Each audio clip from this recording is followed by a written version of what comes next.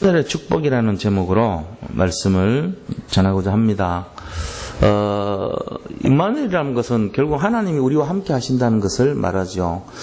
이 축복의 내용이 어떤 것이냐 하는 것을 우리가 알기 위해서는 우리가 오늘 이 주간이 지금 바로 예수님께서 십자가에 달리신 그 주간이에요. 그래서 예수님이 월요일 날 예루살렘에 입성하신 날, 첫째 날 이제 그곳에서 성전을 들어가셔가지고 성전을 깨끗하게 정화를 하시죠. 그리고 화요일 날 거기 있는 율법학자들과 막 논쟁을 합니다. 그러면서 참된 복음이 뭔가에 대해서 거기 있는 서기관들과 또 바리새인들과 율법학자와 변론을 합니다. 그리고 수요일 날 그곳에서 이제 미리 이제 준비를 하시죠. 그러면서 자기의 지금 제자들에게 유월절을 준비하라고 지시를 하시죠. 그러면서 이제 목요일 날 성만찬을 하고 세족식을 합니다. 그러면서 너희도 다른 사람에게 이같이 하라 하고 부탁을 하시죠. 그 다음에 그렇게 하신 다음에 금요일 날 이제 잡히신 채로 목요일 날 밤에 잡혀요. 잡혀가지고 가룟 유다가 와서 입맞춤을 하고 잡혀서 이제 이 빌라도의 법정에 서게 됩니다. 금요일날 오늘 2000여 년 전에 나이 33세로 돌아가셨으니까 2014년 마이너스 33 하면은 대충 한 1900 7, 80년 전이죠. 그 정도의 오늘 아침 9시 이렇게 생각하시면 돼요. 오늘 아침 9시에 십자가에 매달리셨는데 그 십자가에 달리실 때까지 이 골고다라고 하는 해골의 산에 올라가면서 14군데 쓰러진 자리가 있어요. 그게 이제 비아 돌로로사라 그래가지고 14군데 십자가를 지시고 쓰러진 곳이라고 해갖고 그게 전부 다 이렇게 표시가 돼 있어요. 이스라엘 가면 있어요. 그래서 거기에 교회가 다 있어요. 순환받은 순환의 교회들이 다 있는데 그 고통을 다 받으시면서 이제 그쪽에 매달리셨죠. 그러면서 이제 십자가에 못 박힌 게 아침 9시에 매달리신 거예요. 그리고 피와 이 물을 다 쏟아내시고 창을 가지고 옆을 이제 찔렀단 말이에요. 그 진짜 피가 나고 물이 나온 거예요. 저도 그때 수술하고 나니까 이 고무에 이렇게 2개 주머니를 이렇게 찔러놨더라고요. 저한테. 난 그게 뭔지 처음에 몰랐거든요. 근데 보니까 하나는 이렇게 좀 피가 보이는 것 같고 하나는 물이 나온 것 같이 이렇게 두 주머니에 나와요. 근데 그 양을 계속 측정을 해가더라고. 나 그래서 야 성경이 참 아주 정확하다는 거 알았어요. 피와 물이 나왔다는 게 이게 딱 그 혈장 성분이 많은 건 이제 물 같은 거고 혈액 성분이 많은 건 피 같은 건데 이걸 이제 그렇게 표현을 해놨더라고요. 그래서 그걸 다 쏟아내시고 보통 사람들 같으면은 한 3일 정도 이렇게 뒤에 돌아가시는데 예수님 워낙 약하셨어요. 그래가지고 그거를 다 이렇게 소진을 한 다음에 12시에 기절하신 거 있죠. 기절할 때 하늘에서 막 사인이 보인 거예요. 막 천둥 번개가 치고 지진이 일어나고 땅이 막 바위가 깨지고 막 이런 역사가 일어나죠. 그러면서 오후 3시에 돌아가셨어요. 오늘 오후 3시쯤 돌아가신 거예요. 그게 6시간 동안 일인데 이게요 신기하게도 이스라엘 사람들이 이 소나 이 양이나 아니면은 염소나 이런 거 잡을 때요, 이 재단에서 이렇게 자기들의 죄를 그쪽에다 동물에게 전가를 시키라고 합니다. 그러면은, 전가시켜요. 어떻게 지금은, 내가, 정말 저 집에서, 도둑질을 했습니다. 그 집에 있는, 정말 이 소를 내가 3마리 훔쳤습니다. 그러면 이제 고백하는 거예요. 이 죄를 용서해 주시고 내가 이 죄를 이 동물에게 전가시킵니다. 그럼 책임 전가시켜버린 거예요. 나는 죄가 없어지는 거예요. 그러면은 거기 있는 제사장이 딱 판결을 해줘요. 주인에게 가서 4배로 보상해 주라. 그럼 이제 12마리 갖다 주면 돼요. 그리고 너는 이 제사를 함으로써 네 죄가 없어진다. 이렇게 이제 그걸 이제 속건제 이러거든요. 자기 죄를 보상하면서 짓는 제사예요, 그게. 그러면 이제 그대로 하면 깨끗해지는. 그럼 이제 책임 전가시켜갖고 짐승을 잡습니다. 잡는 시간이 몇 시냐면요. 오후 3시에 잡아요. 똑같아요. 예수님 돌아가신 그 시간에 짐승을 잡았어요. 3시에 계속 잡아가지고 태운 거예요. 번제로. 그런 내용이 뭐를 상징하냐면은 양을 잡아도 그렇게 했던 거예요. 이 예수님의 미리 오실 것을 아시고 모든 제사 제도를 준비해 놓은 게 그거예요. 근데 본체가 예수님이잖아요. 예수님 직접 오셔가지고 어린 양으로 죄가 없고 흠이 없으면서 십자가에 달리셔가지고 모든 인간의 죄를 대신 짊어지셨다고 그랬거든요. 모든 인간의 죄를 짊어지시고 오후 3시에 돌아가셨어요. 그럼 끝입니까? 예수님? 아니에요. 내일 모레 주일날 새벽에 열어봤더니 아무도 안 계세요. 살아나신 거예요. 부활하신 예수님이 승천하신 걸 바라보고 있죠. 그러면서 갈릴리 사람들아, 어째서 너희가 하늘을 쳐다보느냐? 이 예수님은 다시 오실 것이다 예언하고 간 거예요. 우리가 이거를 참 설화나 전설 속에 뭔가 이렇게 좀 옛날 얘기 같은 그런 거로 이렇게 생각하면 안 됩니다. 실제적인 얘기예요. 이거를요, 사람들이 그거를 믿음의 눈으로 안 보기 때문에 전부 참고합니다. 저도 그랬어요, 어릴 때. 이게 이 크리스마스 날이나 무슨 이런 날 보면요, 성탄절 이래가지고 작품을 나오고 뭘 연극을 하고 이런 게 전부 다 뭐 이렇게 좀 우화적인 거, 뭐 이렇게 막 지어낸 것 같고 창작품 같고 막 그런 느낌으로 제가 받았어요. 난 이게 진짜인 줄 몰랐어요. 정말이에요. 제가 어른 돼가지고 이게 진짜인 거 알고 깜짝 놀랐어요, 저는. 야, 이 사건이 진짜 있었던 사건이고 이게 정말 성령으로 잉태했고 처녀가 정말 애를 낳았구나. 그게 하나님의 자식이구나. 그리고 그분은 하나님이시구나. 내가 그걸 진짜 믿게 됐다니까요. 그럼 뭐 이건 뭐 박사건 뭐건 아무 소용없어요. 자기 세상 지혜 아무리 받아도 소용없어요. 이거 안 믿으면요, 아무것도 아니에요. 저는 그래서요, 오히려 많이 배운 사람, 지식 있는 사람, 지혜가 있는 사람 안 믿습니다. 오히려 단순하게 그냥 받아들여주는 사람이 축복이라는 거 알아요. 왜냐하면 제가 굉장히 교만했던 것 같아요. 옛날에 보니까 이거를 그냥 하나도 안 믿었어요. 알고 보니까. 근데 어느 날 이게 믿어지는데, 진짜로 믿어지기 시작하는데요, 저게 진짜네? 야, 성경에 나온 게 이게 진짜 맞구나. 내가 하나하나씩 믿어지더라고. 그러면서 전체 다 믿어졌어요. 나중에는, 야, 이거는 내가 판단할 수 있는 상황이 아니구나. 성경에 나온 건 진짜 사실을 그대로 했는데 너무 이 설명을 안 해놨기 때문에 우리가 이거를 믿을 수 없게 만들어 놓은 것 같아요. 표현력이 부족한 것 같아. 유 목사님 메시지 들으면서도 유광수 목사님이 일부러 그러는 것 같아요. 일부러 표현력이 부족한 척 하는 것 같아요. 알아들을 사람만 알아들으라고. 근데 그거를 나중에 알았어요. 처음에는 말씀 왜 저렇게 못하시지? 왜 저렇게 말을 어렵게 하지? 내가 하면 좀 다르게 할 건데. 내가 이렇게 교만했다니까요. 내가 하면 입에 싹싹 들어가고 귀에 싹싹 꽂히게 할 건데. 내가 이런 생각했어요. 근데 그게 아닌 거 있죠.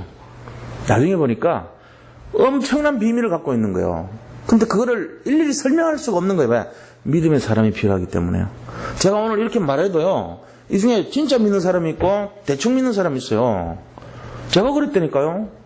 정은지 목사님 말씀 들으면서도 뭐 그런가 보다 이런 수준이었지. 내가 믿음으로 안 봤던 거 그거 사실이에요. 근데 지금 다 회개해요, 그거. 왜냐면요, 진짜 믿어요, 저는. 성경에 나온 말씀 하나도 안 빼고 다 믿어요. 그게 달라진 거예요, 제가. 이 믿음이 좀 전달되기를 원합니다. 그래서 때로는요, 막 그렇지 못한 분들 보고는 막 열이 나기도 하고 막, 이거를 왜 안 할까? 왜 이걸 진짜로 안 믿을까? 막 이런 마음이 드는 거예요, 제가. 뭐 야단치는 것 같기도 하고, 들을 때는. 저 목사가 왜 저렇게 흥분해 있지? 왜 목소리가 격앙돼 있지? 이런 느낌 들을 거야, 아마. 왜 그러냐? 이게 지금 얼마나 중요한 얘기인지를 알아야 되는데, 이게 얼마나 진짜인지를 알아야 되는데, 그건 모르고 옛날 제 모습 같으니까 안타까워서 그런 거예요. 지금 그 속에 우리 뱃속에 우리 렘넌트들 5명 들어가 있잖아요. 그 아이들이 구원받았기에 망정이죠. 만약에 복음도 모르고 저렇게 죽었다가 만약에 예를 들어 얼마나 가슴 아픈 일입니까? 그 아이들이 분명히 여기 와가지고 예배 드렸을 거 아니에요. 근데 그 아이 속에 진짜 믿음이 안 들어갔다면 어떻게 되겠어요? 근데 그 마음이 딱 들더라고요. 오늘이 무슨 날인가 알아야 됩니다. 오늘은 성금요일이라고 그럽니다. 성금요일이라고 뭐 성자 붙이고 막 대단하게 하니까 그렇지만 사실 왜 의미가 있냐면은 예수님이 우리 죄를 짊어지고 우리를 살리려고 십자가에서 돌아가신 날이에요. 이 지금 굉장히 슬픈 날이란 말이에요. 어떻게 보면은 아까 3시에 돌아가셔가지고 우리 때문에 지금 무덤 속에 들어가 계신 상태예요. 우리는 그런 마음을 모르잖아요. 지금 이게 어떤 날인지도. 근데 요번 주간에 가면 보면요, 슬픈 일들이 많이 일어난 것 같아요. 나라에. 국민 정체가 지금 막 좀 이렇게 뭘 꺼내기가 좀 곤란할 정도로 그런 마음이 느껴지더라고요. 내가 아침에 기도하는데 눈물이 막 쏟아지더라고요. 내가 그 아이들 생각하면서 눈물을 흘리는 적이 나는 잘 몰랐어요. 내가 이렇게 울 수 있는지를. 근데 그거 생각하면서요, 막 눈물이 막 나오는 거예요, 제가.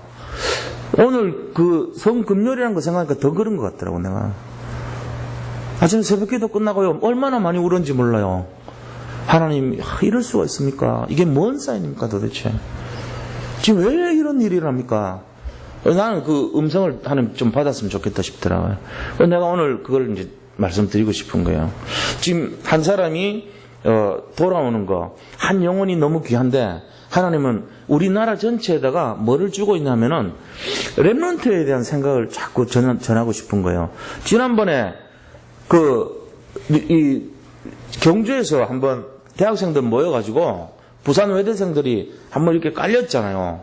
그때 많은 사람 죽었죠. 13명인가 뭐 하여튼 죽었단 말이에요. 그 사람들도 전부 렘넌트예요. 요번 사고도 물론 민간인도 있습니다. 근데 뭐 신혼부부도 가다가 여행 하필이면 비행기 안 타고 배 타고 가다가 죽어버렸어. 신혼부부 뭐 결혼하고 바로 죽었으니까 천국에서나 살아봐야지 뭐 이런 거지. 믿는 사람인지 아닌지도 모르지만 참 안타까운 죽음이에요. 근데 대부분은 지금 드러나지 않았지만 학생들이에요, 거기에. 그러니까 하나님이 렘넌트에 대한 뭔가를 경고하고 있잖아요. 거기서 우리가 더 생각하게 하는 것이 뭡니까? 선장, 그 일행들. 우리도 그런 상황이 되면요, 그런 짓 할지도 몰라요. 장담할 수 없어요, 사실. 위기가 오면 그렇게 돼버린단 말이에요. 우리가 막 욕을 합니다, 지금. 그럴 수가 있냐고. 그래서 우리 딸이 저한테 그러더라고요. 아빠, 우리도 그럴 수 있지 않을까? 그 사람 이해가 되기는 해. 이러더라고. 내가 비유를 들어줬어요, 아침에. 야, 유치원 원장 선생님이 이 유치원에 불이 났는데, 5살짜리, 6살짜리 아이들 지금, 잘 걷지도 못하고 한데, 막 불길 오고 연기 타는데 거기 아이들이 문도 못 여는 애들 놔두고, 원장, 그 다음 선생님, 교사 선생님들 다 제일 먼저 나가버리고 아이들 죽도록 남기면 그거 원장이냐, 그게. 그러니까 지가 그러더라고. 아, 그럼 나쁜 사람 맞네, 이러더라고. 그렇게 한 거예요, 지금.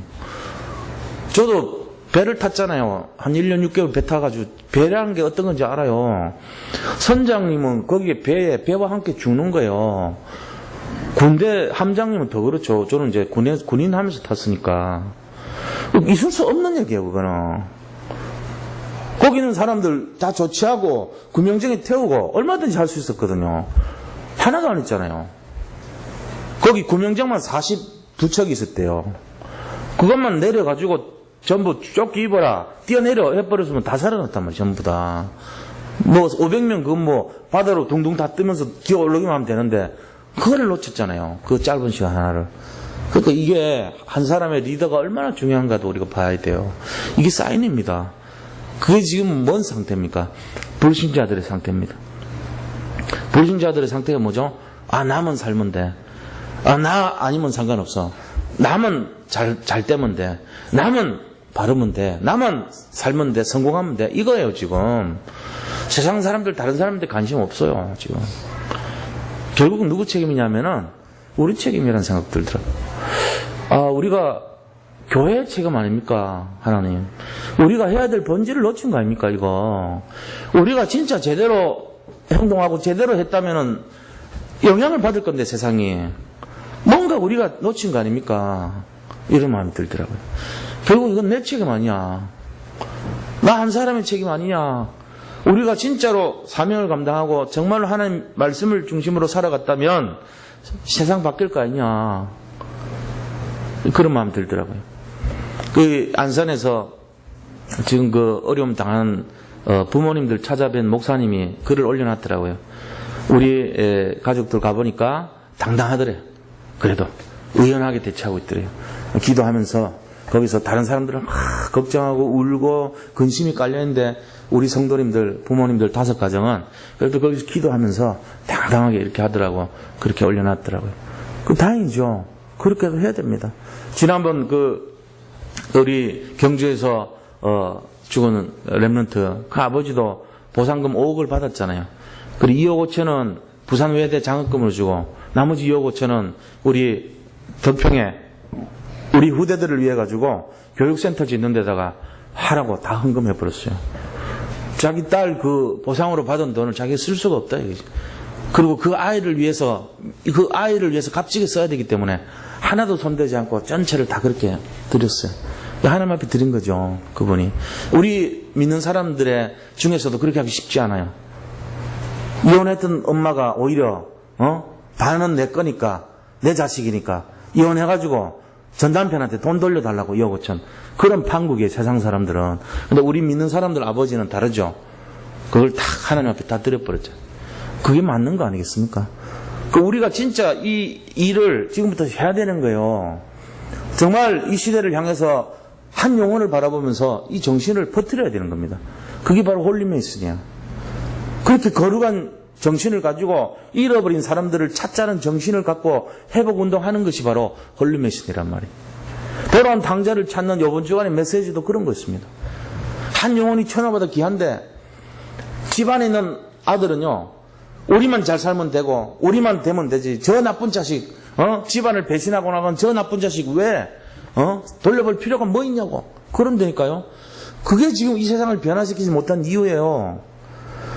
저 바깥에서 어려움 당해가지고 물론 나쁜 짓 많이 했지만 그 아들이 돌아왔을 때 집안에 있는 아버지가 그 아이들을 맞이하는 마음으로 큰아들이요 같이 맞이해 줬어야 되는 거예요. 그 큰아들이 누군지 아세요?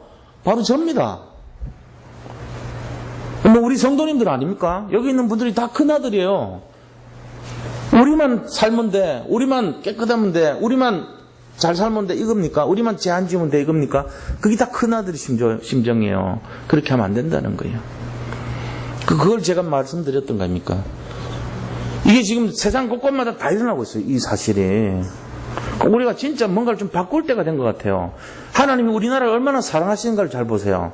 지금 전쟁의 위기가 있잖아요. 북한과 저렇게 치열하죠. 핵의 위기가 있어요. 김정은은 마음속에 정말 사단이 들어가 버리면은 걔가 스위치 눌러보면 끝나는 거예요. 지금 개발 다 해놨는지도 모르잖아요, 우리는.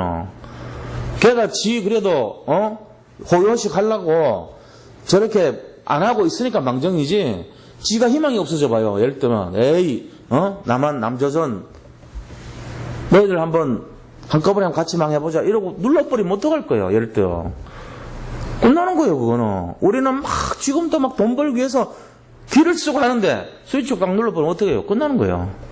이런 세상 아닙니까? 그러니까 우리가 뭘 해야 됩니까? 우리만 잘 살면 내가 아니라니까요. 지금 나와 너가 전부 다 살아야 돼요.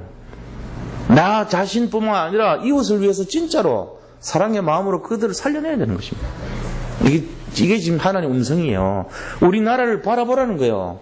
저 북쪽에 있는 사람들은 저렇게 지금 영적으로 어려움 당하고 있고, 남쪽에 있는 사람들은 더 큰 영적인 어려움 속에 들어가고 있을지도 모른단 말이야. 세상 웅상숭배하죠. 물질 중심돼 가고 있죠. 쾌락 중심돼 가고 있죠. 영적인 거 관심 없이 살고 있죠. 큰아들 모습이에요, 이게. 저 북쪽에는 작은 아들 모습이에요. 저는 우리나라 볼 때 그런 마음이야. 이 나라에서 이 복음운동 가지고 우리가 품지 않으면은 저런 일 자꾸 일어난다니까요. 선장은 집에 돌아와가지고 돈 세고 앉아있고, 제일 먼저 빠져나와가지고, 남은 잘 살면 돼, 아닙니까? 저 아이들 죽든 말든 상관없어. 그게 큰아들이란 말이에요, 전부 다. 지금 큰아들 모습이 너무 많아요. 전부 다 모릅니다. 함구하고요. 안 한다 그러고요. 그러니까 이게 지금 우리가 뭔가 메시지로 잡아야 됩니다. 오히려 이게 기회가 될 수 있어요. 문제가 기회가 된단 말이에요. 그래서 오늘 말씀이 뭐냐면 요셉이 하나님하고 함께 했던 내용이에요. 근데 요셉이 함께 했는데 이 비밀이 있다니까요. 어떤 비밀입니까? 바로 첫 번째는 형통 인생입니다. 요셉이 하나님과 함께 했으므로 형통한 자가 되었더라는 말이 제일 끝절부터 2절까지 다 나와 있어요. 39장 2절 보세요. 하나님이 함께 하심으로 형통한 자가 되어 이래요. 근데 우리가 이 형통의 의미를 잘 봐야 됩니다. 형통의 인생인데 형통의 의미가 뭐냐? 사전에 보면요. 국어사전적인 의미를 보면요. 모든 일이 뜻대로 되는 것을 형통이라고 그럽니다. 그런데 이거는 세상 사람들 기준의 해석이죠. 그죠? 우리가 믿는 사람의 형통의 의미는 좀 달라야 돼요. 자, 우리 믿는 사람들의 형통의 의미가 뭐가 될까요? 믿는 사람들의 형통의 의미는요, 모든 일이 뜻대로 되는 게 아닙니다. 그거는 재앙이 될 수 있어요. 믿는 사람들의 형통의 의미는 하나님의 뜻대로 되는 것이에요. 주도권이 달라요, 항상. 하나님이 우리가 형통이라고 한다고 무조건 다 좋다고 하면 큰일 나는 거예요. 세상 사람들이 말하던 그 형통에 되는 모든 것이 뜻대로 된다는 걸로 되면요, 완전히 멸망하는 대로 가버립니다. 이건희 회장님 형통하잖아요, 지금. 안 합니까? 형통하고 있어요. 형통의 축복을 누리고 있는 분이요. 그런데 저는 다르게 봅니다. 물론 그분이 어떤 면에서 형통한 사람 맞아요. 근데 저는 다르게 봅니다. 왜요? 하나님의 뜻대로 형통한 것이 아니에요. 그럼 진짜 형통이라는 게 뭐죠? 하나님의 뜻대로 돼가는 것이 형통이에요. 자, 그러면은 지금 어떤 사람이 팔려서 막 갑니다. 인신매매 당한 거예요. 이 형통이라고 볼 수 있습니까? 또 어떤 사람이요, 나머지 종살이 합니다. 지금 우리하고 똑같은데 염전노예같이 종살이에요. 이 형통이 될 수 있어요? 또 어떤 사람이요, 자기도 아무것도 그런 죄를 짓지도 않았는데 감옥에 들어가요. 무기징역 받아요. 그 형통이라 할 수 있습니까? 우리가 볼 땐 형통 아니에요, 절대로. 사자굴에 잡혀가요. 형통입니까? 형통 아닙니다. 또 불문불 속에, 용광로 속에 들어가요. 형통입니까? 형통 아니죠. 사람을 죽였어요. 형통입니까? 형통 아닙니다. 엄마를 떠나서 살아야 돼요. 어릴 때부터. 형통 아니죠. 이게 다 형통 아닙니다. 그런데 하나님은 그걸 형통이라고 그랬어요. 그러고는 성경에 기록을 해놨어요. 형통이라고. 요셉이 지금 그런 거예요. 요셉의 인생이 형들한테 왕따 당해가지고 팔려나갔어요. 저 캐라반한테 20냥에 팔렸어요. 그리고 보디발 집에 노예로 갔어요. 보디발 부인이 자꾸 유혹을 해놓고는 안 들어주니까 뒤집어서 모함을 해버린 거예요, 오늘. 그래가지고 무기징역 받고 감옥에, 지하 감옥에 들어갔어요. 이게 형통이 아닌데 하나님은 그걸 형통이라고 합니다. 39장 2절 보세요. 한번 읽어보자고요. 여호와께서 요셉과 함께 하심으로 그가 형통한 자가 되어. 이게 형통이 아닌데 형통이라고 해놓은 거예요. 감옥 가고 노예 생활하고 팔려간 게 무슨 형통입니까? 그럼 마지막 절 보세요. 23절에 마지막 절 23절 셋째 줄부터 보세요. 이는 여호와께서 요셉과 함께 하심이라. 여호와께서 그를 범사에 형통하게 하셨더라. 이게 형통입니까? 아니라니까요. 근데 형통이래요, 하나님은. 지금 우리 성도님들 혹시 고난으로 생각하는 문제 있습니까? 지금 뭔가 좀 어려움 당하는 거 있습니까? 뭔가 뜻대로 안 풀리는 일 있습니까? 이 형통입니다. 그걸 깨달으면 끝나는 거, 이 메시지. 믿으시기 바랍니다. 그게 형통이라니까요. 지금 병들어 계십니까? 지금 어떤 어려움을 당했습니까? 지금 문제 직면해 있습니까? 형통이에요, 그게. 지금 잘 되십니까? 그것도 형통이지만 안 되는 것도 형통이에요. 그래서 로마서 8장 28절에 보니까 하나님 사랑하는 자, 그 뜻대로 부르심을 입은 자들에게는 모든 것이 합력하여 선을 이룬다 그랬습니다. 모든 것이 합력하여 하나님의 뜻을 이룬다는 거예요. 그게 형통입니다. 결국은 이 일 때문에 요셉이 받은 축복 우리가 알고 있죠. 뭐가 되죠? 국무총리 돼버려요. 꿈 풀어줘가지고. 결국은 형통하게 만들어줘요. 우리가 볼 때, 나는 왜 이렇게 힘들까? 나는 왜 이렇게 어려움 당할까? 나는 왜 이렇게 이런 일 당할까? 이게 형통이 아니잖아요. 그런데 하나님은 그 일을 통해서 형통의 축복을 만들어 가시는 거예요. 이거 볼 수 있어야 됩니다. 내 인생을 둘러보세요. 형통이라고 내세울 만한 게 뭐가 있죠? 뭐가 있죠? 아무도 없어요. 그러게 말이에요. 내가 그래서 힘들어 죽겠어요. 이겁니까? 그게 다 썩은 거예요. 자, 저분 따라 하시기 바랍니다. 내 인생은 형통 그 자체다. 끝이에요. 더 따지지 마세요. 내 인생 처음부터 지금까지가 형통이에요, 바로. 이유가 뭐냐? 예수님이 이곳에 오게 했으니까. 나 여기 안 왔으면 저주, 재앙이에요. 사람 모든 게 재앙이에요, 사실. 그럼 예수 믿으면 형통이고, 예수 안 믿으면 저주냐? 그렇습니다. 잘 알아들으셨네요. 그거예요. 기준이 거기 있어요. 예수님을 믿으면 형통이에요. 안 믿으면 재앙입니다. 성공해도 그러냐? 맞아요. 성공해도 더 재앙 속에 가는 거예요. 전부 형통인 줄 알았는데 재앙으로 간다니까요. 이거 눈 열리면요, 날마다 기뻐서 웃어야 돼요, 우리가. 아유, 맨날 오늘 돈 어마어마하게 손해봤는데 형통이에요. 오늘 굉장히 내가 일이 꼬였는데 형통입니다. 내가 지금 문제 속에 직면해 있는데, 그게 형통이라니까요? 교회가 어려운데 문제 있는데, 이게 형통이에요. 나중에 지나놓고 나면 형통이에요. 하나님 계획 속에 들어가 있기 때문에. 이거를 오늘 눈이 열려야 돼요. 형통 인생의 뜻이 뭐냐? 하나님의 관점에서 하나님의 뜻대로 진행되는 것이 모든 것이 형통이다. 이거를 누리시기 바랍니다. 자, 그렇다면은, 요셉이 승리했던 결론이 뭐냐? 결론이 뭔지 아세요? 형통의 결론, 이거 알아야 돼요. 남들은 재앙이라고 했는데 형통이 됐어요. 남들은 저주라 했는데 형통이 됐어요. 자, 그러면 그것이 남들한테 뭐가 되죠? 저 사람은 실패 인생인 줄 알았는데 나중에 보니까 형통 인생이에요. 저 사람은 재앙인 줄 알았는데 나중에 보니까 저 축복 인생이에요. 그럼 그게 전부 다 뭐가 되죠? 남들한테 증거가 되잖아요. 우리 인생이요, 비밀이 있어야 됩니다. 지금은 막 고난 당하는 것 같고, 지금 안 되는 것 같고, 지금 맨날 막 저 사람 때문에 막 원망이 나오고, 불평이 나오고, 저 사람 때문에 이런 게 자꾸 나온다 치자고요. 저 문제만 아니면 되는데, 이런 게 자꾸 나온다 치자고요. 그 형통인 줄 모르고, 다 속거든요? 우리가 얼마나 불신하는지 몰라요. 제가 옛날에 불신앙 덩어리였어요. 예원교회에서 얼마나 칭찬받고, 정은주 목사님한테 보고만 들어가면은, 막 잔치 분위기야. 그날 목사님이 기분 좋으니까 야 오늘 전부 다 회식 이러고는 끌고 가서 맨날 맛있는 거 사줘요. 그날 우리가 2달에 한 번씩 보고하는데 그날만 기다려. 거기 관련되어 있는 전도사님들 교육자들 전부 다 그날 기다려 진짜로. 그래가지고 막 기분 나쁘거나 이러면요 장로님들 몇 분이 와서 저 건장로 들어가서 보고 한번 하고 나와 이런데 분위기가 제가 딱 하고 나면은 막 분위기 확 바뀌어가지고 정은주 목사님이 야 가자 그러면서 밥 사주고 막 그랬어요. 그러니까 성도님들이 그거 알잖아요. 그래가지고 목사님도 저한테 와서 얘기할 정도로 그 분위기가 제가 저거 하는 게 아니고 진짜로 분위기 매력했다니까요. 왜 그래요? 가면은 진짜 칭찬 듣고 막 너무너무 좋은 일만 있고 이랬단 말이에요. 저가요 형통인 줄 알았어요. 그게 나중에 보니까요 얼마나 어리석은지 몰라요. 그게 형통이 아니에요. 그럼 진짜 형통이 뭡니까? 그렇게 기분 좋게 하는 것도 좋지만 목회자의 마음을 시원하게 해주는 게 좋죠. 그런데 그걸로 말미암아 내 마음속에 쌓아졌던 교만이란 거는 하늘을 찔렀다니까요. 제 나름대로는. 그게 무슨 형통이에요. 영이 죽어가는 거지. 제가 착각했던 거예요.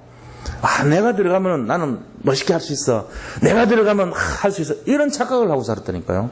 내 자신의 영적 흐름과 나의 영적인 것을 분별하지 못했어요. 제가. 그 얼마나 어리석은지 몰라요. 그게 아니라니까요. 오히려요. 제가 부족한 걸 깨닫고 나의 이 연약함을 깨닫고 이게 형통이에요. 사실은. 어떻게 보면 그런 것입니다. 내가 좌절하고 절망하고 저 문제 때문에 내가 확 갈등하고 이게 형통일 수 있어요. 내 영적 상태를 보면 그런 거예요. 그것 때문에 내가 교만을 내려놓고 그것 때문에 더 겸손을 배우고 그것 때문에 더 다른 사람을 배려하는 걸 배울 수 있는데 난 그런 걸 다 놓쳐버린 거예요. 왜? 너무 잘나서. 제 신앙 양심 고백입니다. 이게. 저는 하면서 어려운 적 거의 없었어요. 왜? 교만했으니까. 제 잘난 맛에 살았으니까. 근데 그렇게 하면 안 돼요. 겸손해야 돼요. 진짜 남을 섬기는 데서 보람을 느껴야 되는데 난 그걸 못했어요. 그래가지고 한 번은요 오늘 이 증인의 삶을 말씀드리려고 그런 거예요. 한 번은 제가 장로가 되려고 이제 준비를 딱 했는데 장로 이제 딱 이 8명일 때 제가 장로 됐다면 제일 나이 어린 장로가 됐어요. 교회에서. 그런 입장이 됐는데 딱 앞에 서가지고 안수 집사님들이 뭘 일을 막 디디하게 이럴 때면은 잘 안 해요. 그래서 제가 막 마이크를 잡고요. 앞에서 얼마나 막 전 교인 앉아있는데 안수 집사님들 뭐 하냐고 일을 그렇게 하면 어떡하냐고 빨리 모여야죠 그러면서 제 열심을 가지고 막 주장을 한 거예요. 6개월 동안 정은주 목사님한테 박살났어요. 제가 교회를 떠나지도 못하고 아마 그때 그 상황은 말할 수 없어요. 진짜 죽고 싶더라고요. 개인적으로 교회 가는 게 너무 싫고 6개월 동안 한 주도 안 빠지고 저를 메시지 할 때마다 깼어요. 왜? 교회에서 너무 영향을 끼쳤으니까. 모든 성도님들 저만 보면 장로님 은혜 받아요. 안수집사님 보면 은혜 돼요. 이런 말을 한두 번 들은 게 아니에요. 모든 사람이 다 그랬으니까. 그 정도로 위치가 그런데 이게 건방을 떠니까 목사님이 저를 표본으로 삼아가지고 계속 깨고 또 깨고 또 깨고 또 깨고 얼마나 울은지 몰라요, 혼자서. 근데 그게 축복이었어요, 저는. 제 인생에 제가 진짜 배운 거는 그때였어요. 그 6개월은 제 인생의 60년하고 똑같았어요. 내가 그래서 알아요. 고난이 축복이라는 거를. 남들한테 싫은 소리 들을 때 거기에는 뭐가 있는 거예요. 제가 막 단에서 얘기를 할 때는요, 제 그 6개월에 비하면 10분의 1, 100분의 1도 안 돼요. 어떤 의미에서. 그런데도 저는 조금이라도 보여줘야 돼, 그거를. 왜? 그래야지 축복받는 거예요. 우리가 그냥 자기 자리, 위치, 명예 때문에 자꾸 방치되면 어떻게 되는지 아세요? 그 사람 거기서 죽어요. 잘못하면. 진짜 복음 못 만난단 말이에요. 그러면 안 되잖아요. 요셉이 지금 증인의 삶을 살았던 거예요. 요셉이 삶을 처절한 인생을 통해서 증거 있는 삶이 됐던 거예요. 요셉이 노예 생활하면서 증거를 딱 보여준 게 뭡니까? 그와 함께 하심을 보디발이 봐버린 거 있죠. 이게 오늘 본문의 내용 아닙니까? 보디발이 딱 보니까 쟤는 뭐가 있는 거예요. 저 녀석 보니까 하나님 있는 것 같아요. 그런 사람 되시기 바랍니다. 아무리 우리가 연약하고 부족하고 가진 거 없어도 그 축복을 누릴 때 진짜가 되는 거예요. 안 그러고 교회에서만 막 인정받고 뭐 대단해 보이는 그 사람 아닐 수도 있어요. 진짜가 돼야 돼요, 하나님 앞에서. 그걸 말하는 거 아닙니까? 증거 있는 삶이.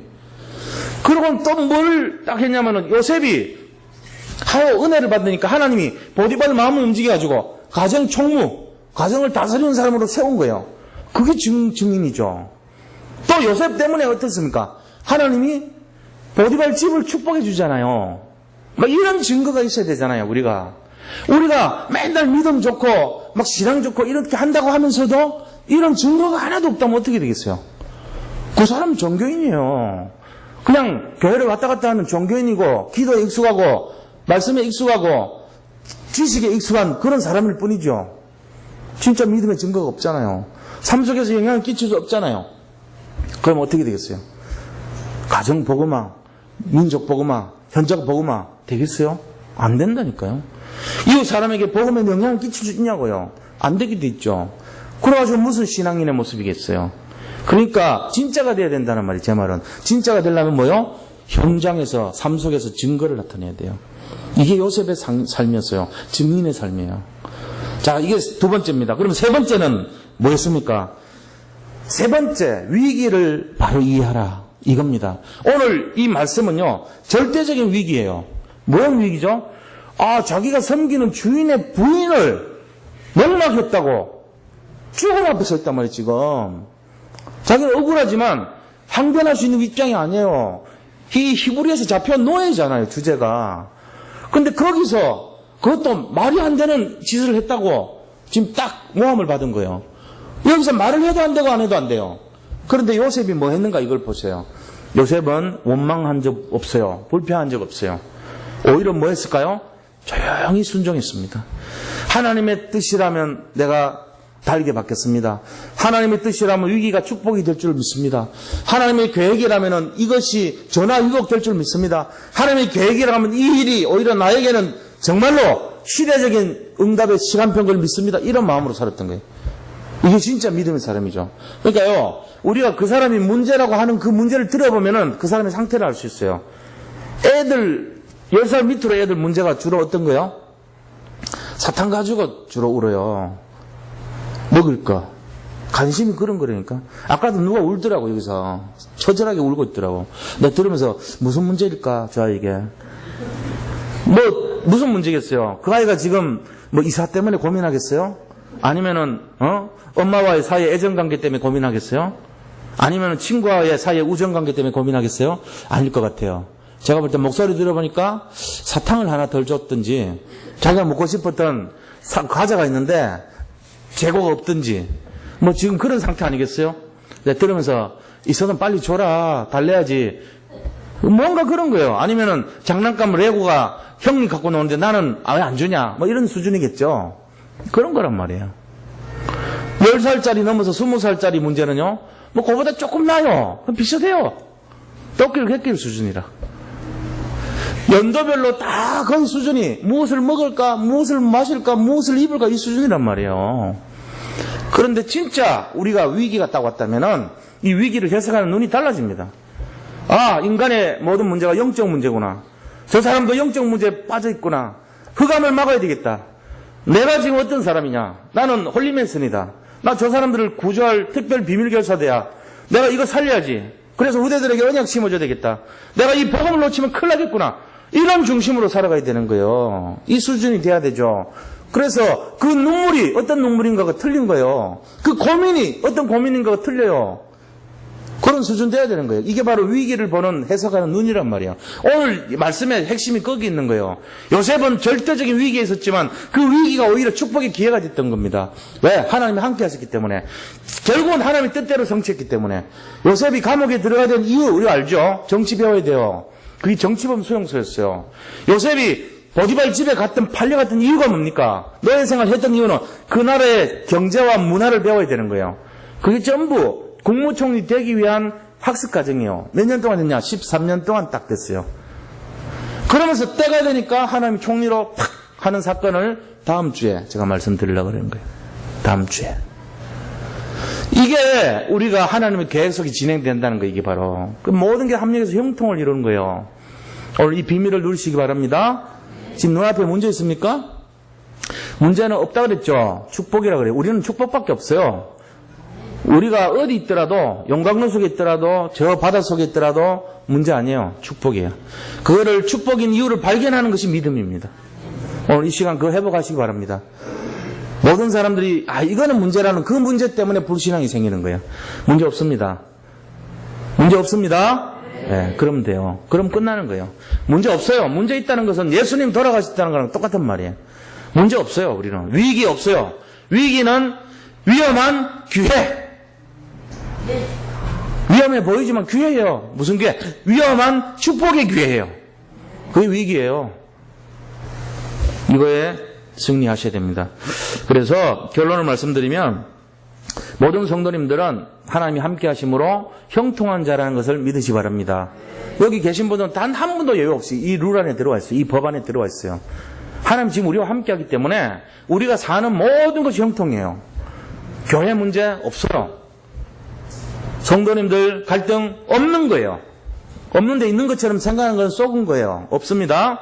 잡으세요. 두 번째는요. 부활신앙 가져야 됩니다. 예수님 살아나셨어요. 오늘 지금 돌아가신 채로 무덤에 들어가 계셨지만 내일 모레 아침에 살아나신 거예요. 그 살아나셔서 지금도 우리와 함께 살아계십니다. 그래서 우리는 죽은 믿음을 가진 것이 아니라 살아계신 하나님을 믿는 거예요. 그래서 부활신앙을 가져야 됩니다.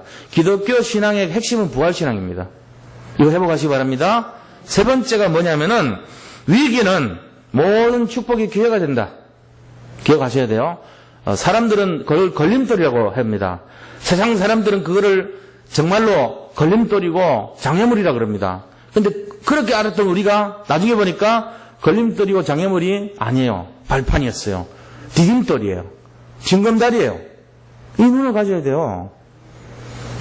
내 앞에 보니까 이 자식이 이게 도대체 뭘 하려고 이게 말이야 말씀만 시키고 도대체 희망 없어 보여. 나중에 보니까 그 아이가 시대적인 인물이야. 자기가 화장실 가서 회개해야 돼. 아들아 미안하다. 내가 니를 몰라봤다. 이러면서 그래야 된다니까요. 문제 없습니다. 문제로 보이는 건 내 수준이죠.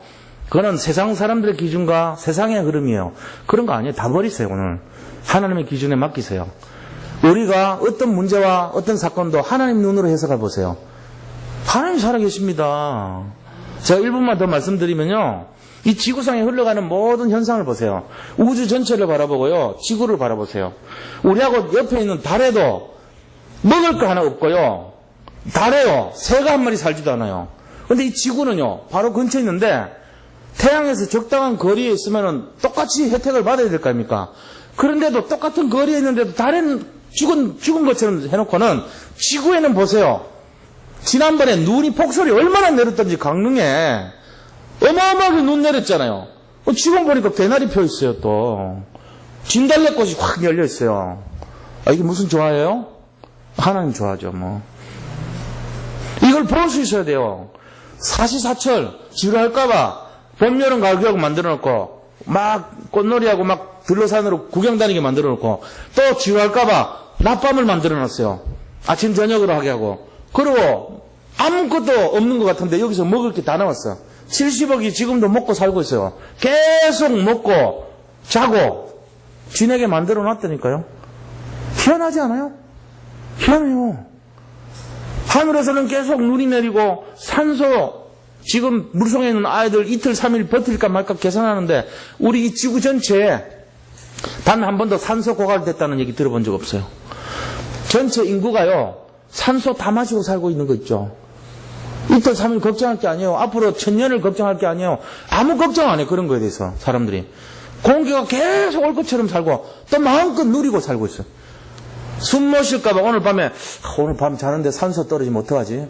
공기 속에 산소 떨어지면 이런 고민 해본 적 있어요? 없잖아요. 태어나면서부터 내가 숨을 배워야지 이런 적도 없죠. 하나님 숨쉬게 만들어놨잖아요.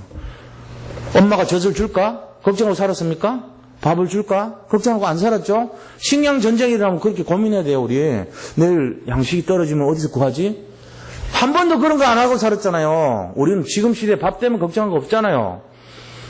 차, 집, 무슨 기계, 이상한 거, 이런 마이크, 이거 누가 그렇게 만들었어요? 하나님 재료 다 줘가지고 우리가 끼워 맞춰서 만든 거예요.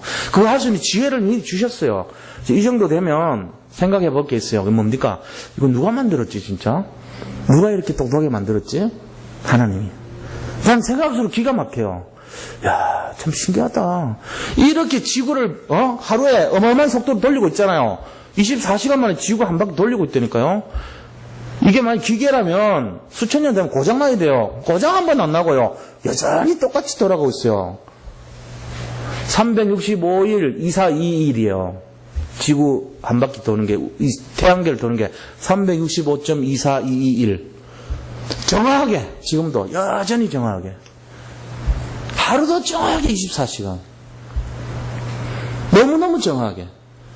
이렇게 할 수 있어요? 하나님이 할 수 있는 거예요. 이거를 다 이 조건 저 조건 다 끼워 맞추려면 하나님 아니면 안 돼요. 할 수가 없어요. 우리가 인위적으로 화성에다가 이거 만들려고 해도 못 만듭니다. 근데 하나님은 하시는 거예요. 믿으시기 바랍니다. 하나님을 믿으세요. 믿으면은 의심하지 않고 성경 믿을 수 있어요. 성경 믿으면 지금 그 문제 아무것도 아니에요. 전부 축복이에요. 이게 오늘 임마누엘의 비밀입니다. 이게 임마누엘의 비밀이에요. 하나님하고 내가 이 세상 숨쉬고 살아가는 이 세계 전체가 나하고 함께하고 있구나. 이게 임마누엘의 비밀이에요. 감옥 가도 임마누엘이고 바닷속에서도 임마누엘이고 저 공중에 갇혀도 임마누엘이고 위기를 당해도 임마누엘이고 그 축복 회복되는 밤 되시기를 축원드립니다. 오늘 같이 한번 기도하겠습니다. 하나님 나와 함께 하신다는 뜻이에요. 우리가 거기에서 걱정하면 그게 죄입니다. 범죄하지 마시기 바랍니다. 같이 기도하시기 바랍니다. 하나님께 감사드립니다. 오늘은 성금요일이라고 합니다. 주님, 어떤 그런 명칭이 중요한 것이 아니라 우리를 위해서 십자가에서 정말 우리의 모든 죄를 용서하시고 부활의 첫 열매가 되사 우리가 그렇게 될 것을 미리 예비하신 하나님 은혜 진심으로 감사를 드립니다. 우리는 위기라고 하고 우리는 정말 염려를 하고 낙심하지만 그러나 하나님 그것을 기회라고 하고 우리에게 새로운 아버지 출발점이 되는 축복의 시작을 알리는 사인인 것을 믿습니다.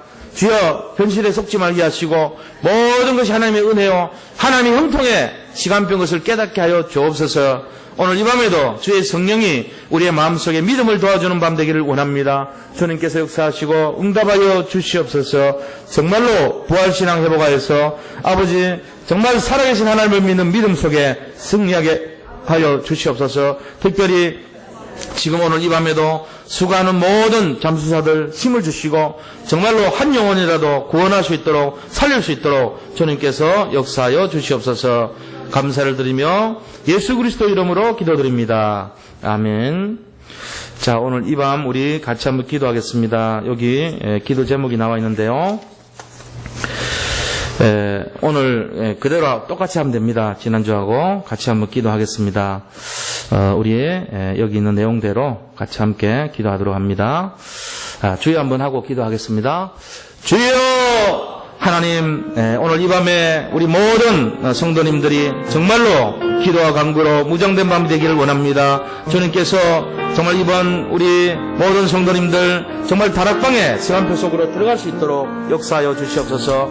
정말 한 영혼이 천하보다 귀하오니 우리가 하나님의 뜻을 아버지 정말 인도받는 귀한 발걸음이 되기를 원합니다.